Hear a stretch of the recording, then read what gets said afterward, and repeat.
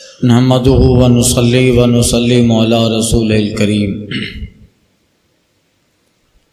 اما بعد اعوذ باللہ من الشیطان الرجیم بسم اللہ الرحمن الرحیم الف لام را تلک آیات الکتاب الحکیم صدق اللہ و صدق رسولہ النبی الامین المتین الکریم۔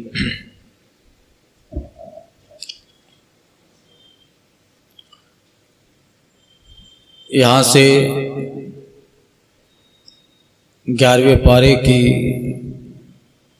سورہ یونس شروع ہو رہی ہے۔ اس سے پہلے سورہ توبہ کا مضمون گزرا اور اس کی تفسیر ہو چکی۔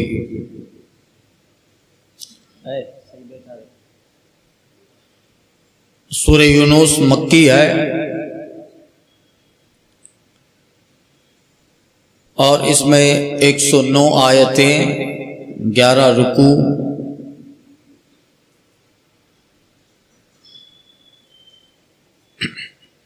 1820 کلمے، 9099 حروف اس آیت پاک میں موجود ہے۔ اور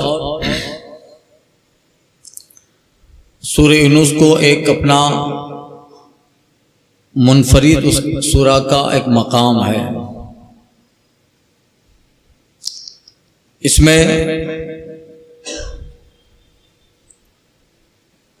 آگے چل کر حضرت یونس علیہ السلام کا ذکر ہو رہا ہے۔ مضمون کی مناسبت سے اس سورہ کا نام سورہ یونس رکھا گیا۔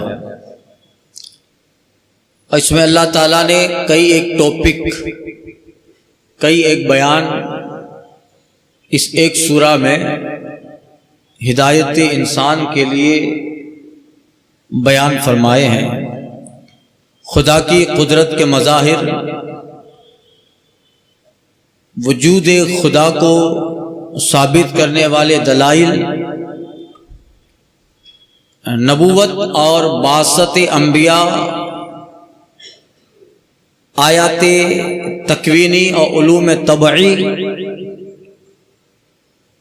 خلقت، پیدائش اور آفرینش کے اسرار و رموز، دنیا اور آخرت کی حقیقت سے متعلق ایک تمثیل، مثال، نیز دنیا کی ناپائیداری کہ دنیا فنا ہونے والی ہے، اس کا ذکر، آخرت کی دعوت۔ اس کے علاوہ حضرت نوح، حضرت یونس اور حضرت موسیٰ علیہ السلام اور فرعون کے غرق ہونے کا قصہ،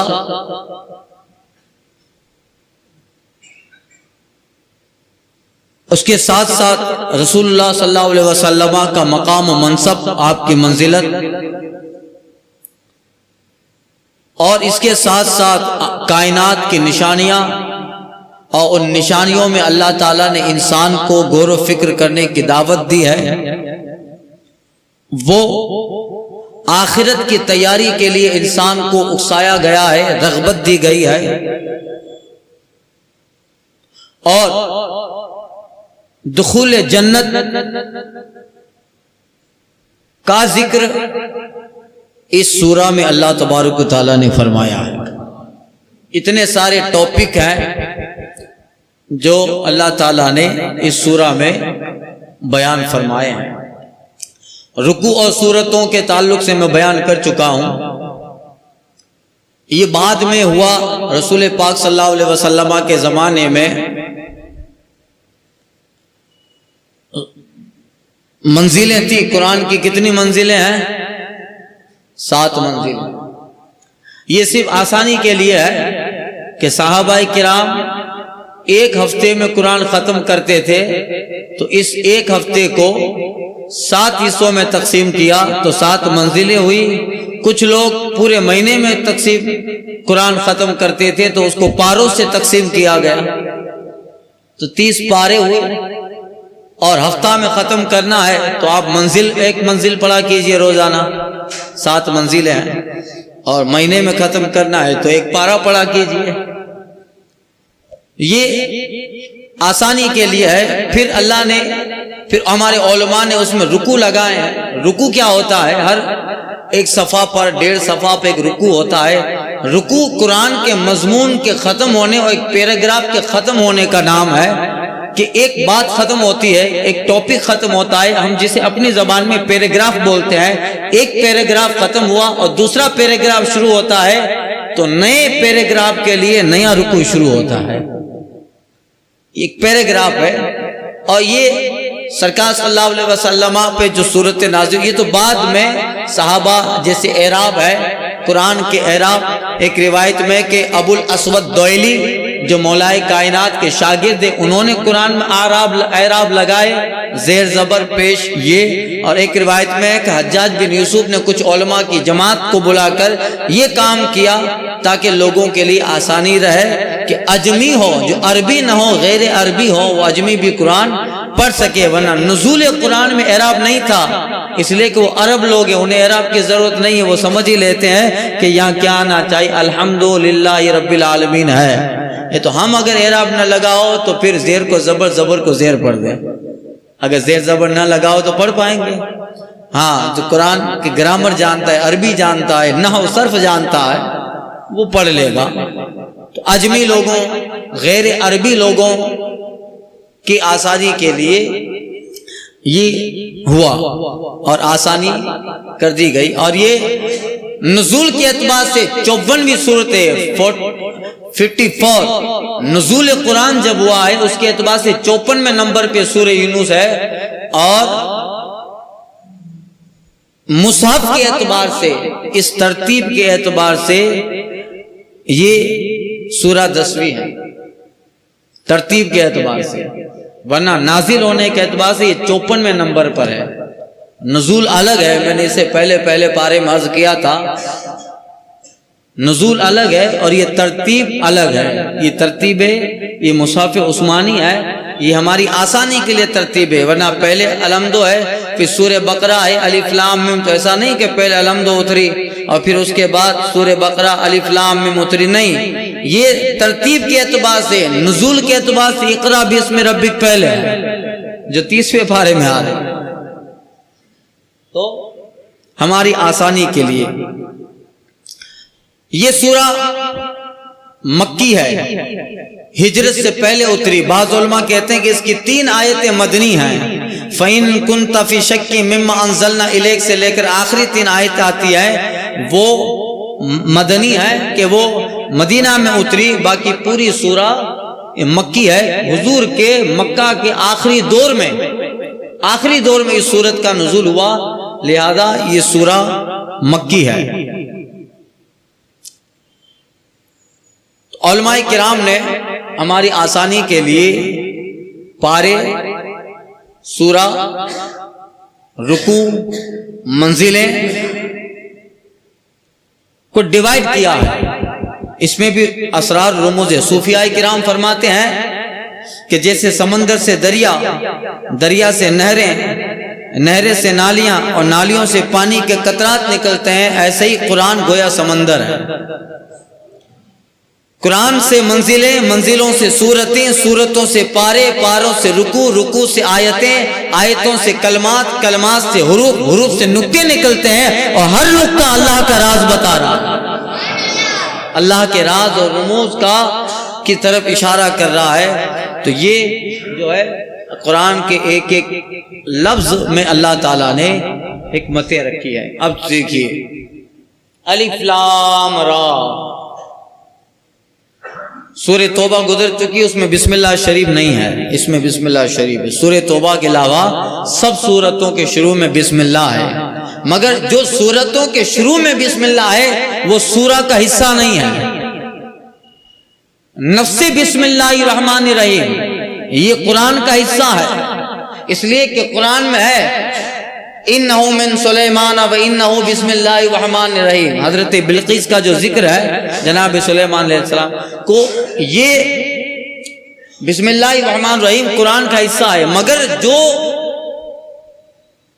بسم اللہ الرحمن الرحیم سورت کے شروع میں لکھا وہ اس سورت کا حصہ نہیں ہے، وہ ایک سورت کو دوسری سورت سے فصل اور الگ کرنے کے لیے ہے، جو یہ بتاتا ہے کہ ایک سورت ختم ہوئی ہے دوسری شروع ہوئی ہے، ان کے بیچ میں بسم اللہ ایک کے ختم اور دوسرے کے شروع کا اشارہ یہ۔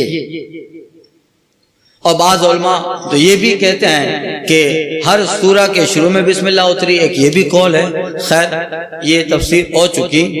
الف لام را، اب اس کا ترجمہ کہیں لکھا نہیں ہے، یہ حروف مقطعات ہیں الف لام را، مگر علماء نے اپنے اپنے اعتبار سے اس کا معنی بیان کیا ہے۔ حقیقی معنی اس کا کسی کو نہیں پتا، وہ رب جانے اور محبوب جانے،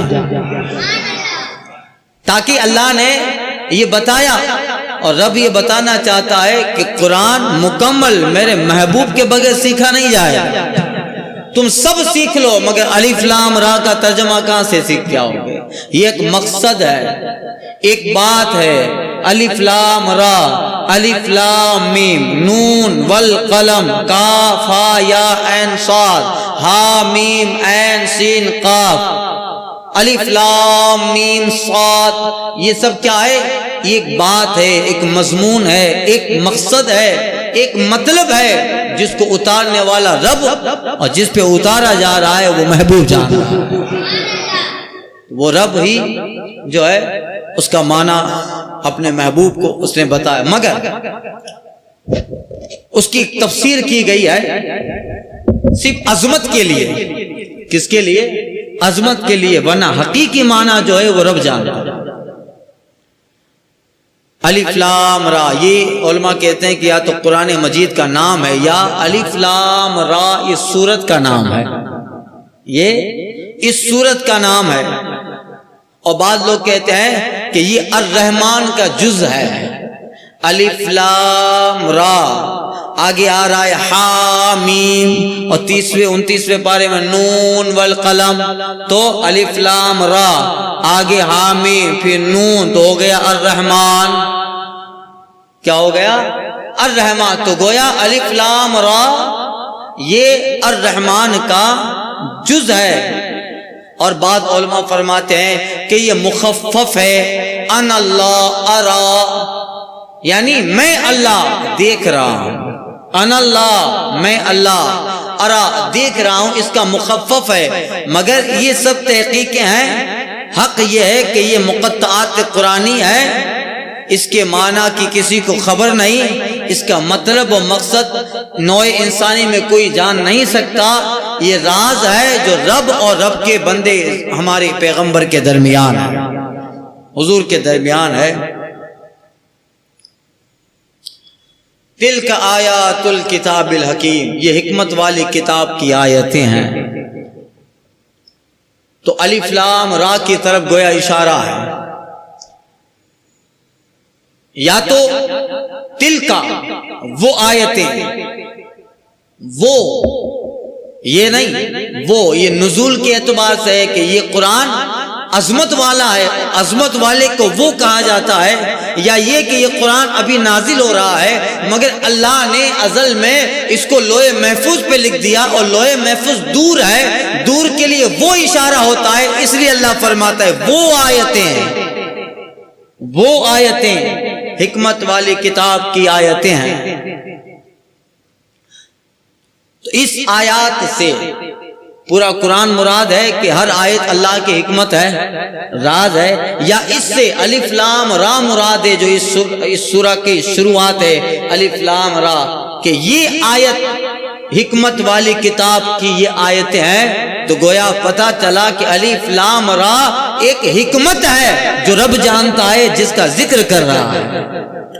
یہ آیات تلک آیات الکتاب الحکیم، یہ حکمت والی کتاب کی آیتیں ہیں۔ اب اکان للناس عجبا ان اوحینا الی رجل منهم ان انذر الناس وبشر الذین آمنوا ان لهم قدم صدق عند ربهم قال الكافرون ان هذا لساحر مبین. کیا لوگوں کو اس کا اچنبھا ہوا؟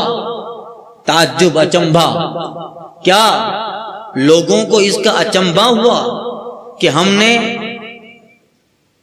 ان میں سے ایک مرد کو وحی بھیجی کہ لوگوں کو ڈر سناؤ اور ایمان والوں کو خوشخبری دو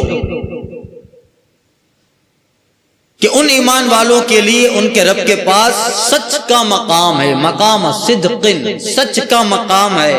کافر بولے یہ تو کھلا جادوگر ہے، معاذ اللہ. اب جب اللہ تبارک و تعالیٰ نے نبی کریم صلی اللہ علیہ وسلم پہ آیات اتاری اور حضور علیہ الصلوۃ والتسلیم نے جب اللہ کے حکم سے اعلان نبوت فرمایا تو عرب والے خصوصاً مکہ والے انہوں نے انکار کیا اور وہ بولے کہ اللہ کی شان تو اس سے بلند ہے کہ وہ محمد جیسے کو صلی اللہ علیہ وسلم نبی بنائے. معاذ اللہ. کیا رب کو کوئی بڑا آدمی نہ ملا کہ وہ ابو طالب کے یتیم ہی کو وحی کی ہے، نبی بنایا؟ اس لیے وہ لوگ کہتے تھے لولا نزل ھذا القرآن علی رجل من قریتین عظیم، کہ مکہ یا طائف والوں پر کیوں نہیں اترا؟ مکہ اور طائف کے بڑے جو سردار ہیں ان پر کیوں نہیں اترا؟ اگر اترا ہے تو ابو طالب کے یتیم پہ اترا. ارے اترتا تو طائف اور مکہ کے رہنے والے بڑے بڑے سرداروں پہ اترتا. تو اللہ فرماتا ہے کیا ان کو اس بات پہ اچنبھا ہے کہ ہم نے انہی میں سے انہی کے قرشی، ہاشمی اور عربی اپنے پیغمبر پہ قرآن اتارا؟ تو انہیں اس بات پہ تعجب ہوا کہ وہ لوگوں کو ڈر سناتے ہیں، مومنوں کو بشارت دیتے ہیں. اب سنو، یہ آیتیں قرآن مجید کی جو محبوب پر اتری یا اتر چکی یا اتریں گی، یہ ایک حکمت والی کتاب قرآن مجید کی آیتیں ہیں جس کا ایک لفظ بھی حکمت سے خالی نہیں ہے. جیسے یہ محبوب بے مثال ہیں، محبوب پر جو کتاب اتری ہے وہ بھی بے مثال ہے. آج تک اس کتاب کا جواب نہیں ہے. اللہ نے قرآن میں کئی جگہ چیلنج دیا، وَإِن كُنتُمْ فِي رَيْبٍ مِّمَّا نَزَّلْنَا عَلَىٰ عَبْدِنَا فَأْتُوا بِسُورَةٍ مِّن مِّثْلِهِ وَادْعُوا شُهَدَاءَكُم مِّن دُونِ اللَّهِ ان کنتم صادقین. اگر ہم نے اپنے نبی، اپنے بندے، اپنے محبوب پر جو کتاب اتاری ہے ان میں تمہیں شک ہے تو اللہ کے علاوہ سب کو بلا کر ایسا قرآن لے کے آؤ، من دون اللہ کا، اللہ کے سوا. فاتو بسورۃ من مثلی، اس کی صورت کے مثل، آیت کے مثل لے کے آؤ.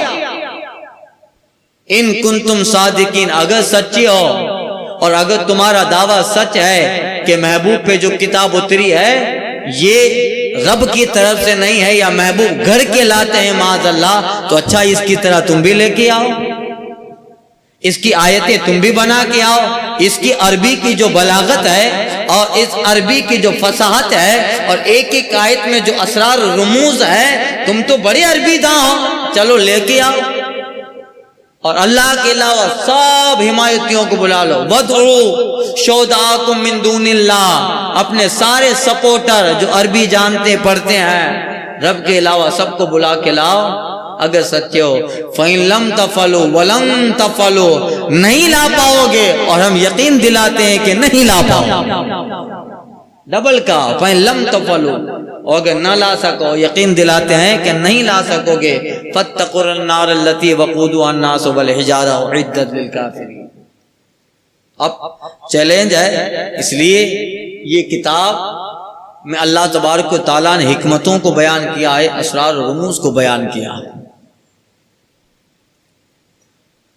تو جس طرح محبوب جس پہ کتاب اتر رہی ہے وہ بے مثال ہے، تو محبوب پہ اترنے والی کتاب بھی بے مثال ہے. اسی لیے قرآن کو قرآن کہا جاتا ہے.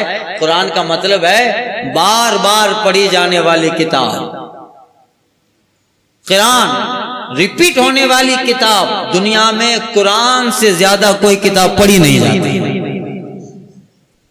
ارے ہر آدمی نماز میں پڑھتا ہے، نماز الحمد نہیں پڑھے گا تو نماز ہوگی نہیں۔ الحمد پڑھنا، سورہ فاتحہ پڑھنا ہے، سورت ملانا ہے۔ جتنے نمازی ہیں دنیا میں کھربوں کروڑوں، وہ سب پڑھتے ہیں۔ نماز میں پڑھا جاتا ہے، تلاوت میں پڑھی جاتی ہے، بچوں کو پڑھایا جاتا ہے۔ دنیا میں قرآن سے زیادہ کوئی کتاب پڑھی جا ہی نہیں رہی، اور جتنا دنیا میں قرآن پڑھا گیا ہے اور قرآن کی تفسیر و ترجمے، اور جس قدر دنیا میں قرآن پہ تحقیقیں ہوئی ہے، دنیا میں کسی کتاب پر ایسی تحقیق نہیں ہوئی۔ یہ تو عربی ہے، سب تو عربی ہے نہیں، مگر پھر بھی اس کو پڑھا جا رہا ہے، اور دن میں کتنی مرتبہ پڑھا جائے، 5 وقت کی نمازیں، اور کروڑوں لوگ نماز پڑھتے ہیں۔ عربی ہے، باوجود اس کے کہ لوگوں کی زبان عربی نہ ہو، مگر وہ قرآن اسی طرح پڑھے گا۔ اب ترکی بولنے والا قرآن کا ترجمہ تو ترکی میں بولے گا نہیں نماز میں، ہم نماز پڑھیں گے تو ترجمہ تو چلے گا نہیں۔ الرحمن الرحیم، تمام تعریفیں اللہ کے لیے جو رحمان الرحیم ہے۔ مالک یوم الدین، یوم جزا کا مالک۔ ایاک نعبد و ایاک نستعین، تیری عبادت کریں، تجھی سے مدد چاہے۔ اہدنا الصراط المستقیم، ہمیں سیدھے راستے پر چلا۔ صراط الذین انعمت علیہم، راستہ ان کا جس پہ تو نے انعام رکھا۔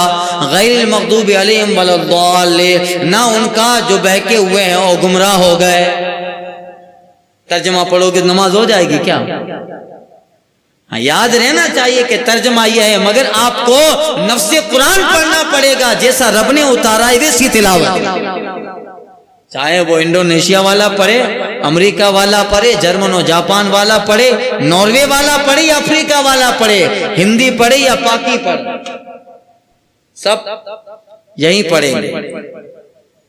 اس بے مثال محبوب پر اللہ نے کتاب بھی بے مثال اتاری۔ اب اللہ فرماتا ہے، اے کفار، کافروں، کیا ان کافروں کفار کو ان کا تعجب اس بنا پر ہے، اور اس تعجب پر انکار اس بنا پر ہے کہ اللہ تعالیٰ نے وحی اور نبوت کسی جن یا فرشتے یا غیر عربی طائف میں یا طائف میں رہنے والے کسی سردار پر نہ اتاری، اس پہ تعجب و انکار ہے۔ بلکہ ان میں سے ایک مکی، مدنی، ہاشمی، قریشی، عربی کو وحی کیوں بھیجی، اس پہ انکار ہے۔ اور اس بات پہ تعجب کرتے ہیں کہ یہ قرآن کی آیت سے محبوب لوگوں کو رب تبارک و تعالیٰ کی قہر و غضب سے ڈراتے ہیں، مومنوں کو بشارت سناتے ہیں، اور مومنوں کو مقام صدق، اللہ کے نزدیک جو مومنوں کا مقام ہے، رب کی بارگاہ میں جو ایمان والوں کا مقام، سچا مقام جسے کہتے ہیں، یہ محبوب رب کی بارگاہ کا سچ مقام مومنوں کا ہے۔ وہ بتاتے ہیں کہ وہ مومن قیامت کے دن عرش کے دائیں طرف ہوں گے۔ کیا اس بات پر انہیں انکار ہو گیا؟ اس بات پہ انہیں تعجب ہے کہ انہی میں کا ایک آدمی قرشی، مکی، مدنی، وہ محبوب انہیں آیتیں پڑھ کر عذاب سے ڈراتا ہے، مومنوں کو جنت کی بشارت دیتا ہے، باوجود اس کے کہ یہ محبوب کا مقام اور منصب جانتے ہیں، اس لیے انکار ہے۔ اگر اس لیے انکار ہے تو محبوب یہ تو نرے اندھے ہیں، یہ اندھے ہیں، آپ نبی ہیں اور ہم آپ پر یہ آیت تلاوت فرماتے ہیں۔ اللہ فرماتا ہے، تلک آیات اللہ نتلو علیک بالحق وانک لمن المرسلین، یہ آیتیں ہیں محبوب جو آپ کا رب آپ پر تلاوت کرتا ہے، بیان کرتا ہے، وانک لمن المرسلین، یہ بھلے انکاری رہیں، رب کہتا ہے آپ رسولوں میں ہیں، انک لمن المرسلین۔ اب بس اتنی سی بات ہے، بات کیا ہے کہ قرآن اتارا، محبوب پہ آیتیں اتری، اور محبوب ڈر سناتے ہیں کہ اگر ایمان نہ لائے تو عذاب دائمی ہے، اگر ایمان لے آئے تو پھر جنت کی بشارت ہے۔ بس اس پر انہیں اعتراض ہے، تو پھر اسے اندھا ہی کہا جائے گا، اسے اندھا ہی کہا جائے گا۔ آئے محبوب صلی اللہ علیہ وسلم آپ انہیں چھوڑ. اور کیا کہتے تھے وہ اس بات کو لے کر, ان ھذا لساحر امین, ارے یہ تو کھلا جادوگر ہے معاذ اللہ. حضور صلی اللہ علیہ وسلم کو جادوگر کہتے تھے. ارے یہ اندھے ہیں, شیطان نے ان کی عقلوں پر جادو کر دیا ہے, ان کی فکر پہ جادو کر دیا ہے. ورنہ یہ پاک آیتیں ہیں جس میں فصاحت و بلاغت کے ساتھ ساتھ انسانیت کو صحیح راستہ, ہدایت کا راستہ دکھانے والی حکمت سے لبریز اللہ تعالیٰ نے آیتیں اتاری ہے. اگر ذرا بھی عقل انسانی کام کرتی تو یقیناً وہ سمجھ جاتے کہ یہ محض اللہ کی طرف سے اتری ہوئی آیتیں ہیں جو قیامت تک ہدایت کا راستہ بنتی رہیں گی. پھر بھی وہ جادو کہتے ہیں. محبوب آپ ان کی طرف دھیان نہ دیں, شیطان نے ان کی عقلوں پہ جادو کر کے رکھا ہے, ان کی عقل پہ جادو ہے. ان ھذا لساحر امین, کہتے تھے معاذ اللہ یہ تو کھلا جادو ہے. قرآن کی آیتیں اترتی تھی, جادو کہتے ہیں, کبھی کہتے تھے شعر و شاعری ہے. کیا کہتے کہ شعر و شاعری ہے. اللہ یاسین شریف میں فرماتا ہے وما ینبغی, اے محبوب آپ کے لیے, اللہ کے لیے یہ نہیں ہے کہ قرآن شعر و شاعری ہو. وما علمناہ الشعر وما ینبغی لہ, ہم نے آپ کو شعر و شاعری نہیں سنائی اور نہیں آپ کا حق ہے. وما علمناہ الشعر وما ينبغي له ان هو الا ذکر, یہ قرآن ہے اللہ کا ذکر ہے اور کھلی نشانیاں اور آیتیں ہیں, شعر و شاعری نہیں ہے. شعر و شاعری کا مقام الگ ہے, یہ تو اللہ کی طرف سے حکمتوں سے لبریز آیتیں ہیں. تم سب مل جاؤ اور اس کے برابر لے کے آؤ, اور سب ملے بھی تھے.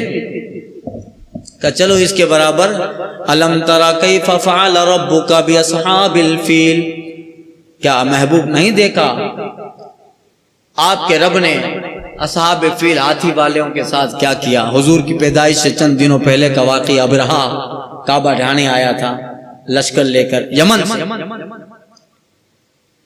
اب اس کے برابر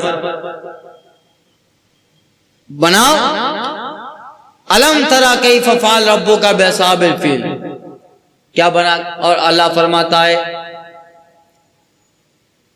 القاریۃ ما القاریہ وما ادراک ما القاریہ,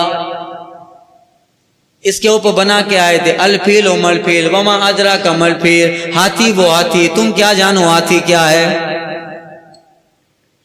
خرطم و طویل ذنب و قصیر, اس کی سونٹ لمبی ہے پونچھ چھوٹی ہے. اس میں کون سی حکمت ہے بھائی. تو اس طرح ہنساتے تھے, مگر قرآن کا بدل اللہ نے چیلنج دیا ہے دنیا مل جائے مگر اس کی آیتوں کی طرح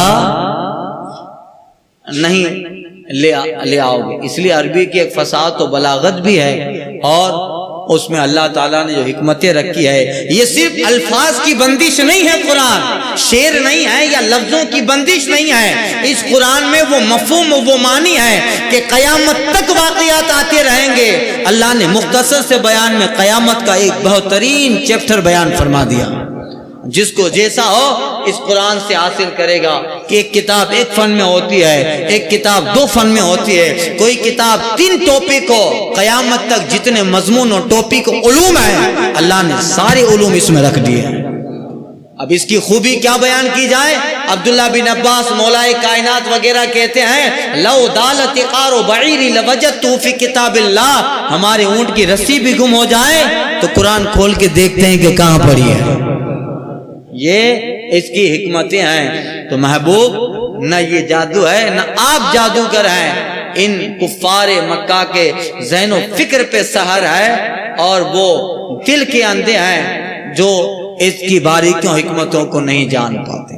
انشاءاللہ آئندہ کے درس میں اسی سورہ اگلی آیت ان ربکم اللہ الذی خلق السماوات والارض فی 6 ایام, بے شک تمہارا رب اللہ ہے جس نے آسمان و زمین 6 دن میں بنائے. انشاءاللہ اس کی تحقیق. اور یہ سورہ میں بہت ساری حکمتیں ہیں اور قدرت پر دنیا مظاہر الہی قدرت الہیوں پہ غور و فکر کرنے کا اللہ تعالیٰ نے بندے کو حکم دیا ہے. اور ایک چھوٹی چھوٹی چیز بھی کہ بندے کے سامنے سے گزرتی ہے وہ چھوٹی ہے مگر غور کرو تو اللہ نے اس میں کتنی قدرتیں رکھی ہیں. انشاءاللہ آئندہ کے درس میں وہ آیتیں تلاوت اور اس کی تفسیر کے ساتھ عرض کرنے کی کوشش کروں گا. الفاتحہ.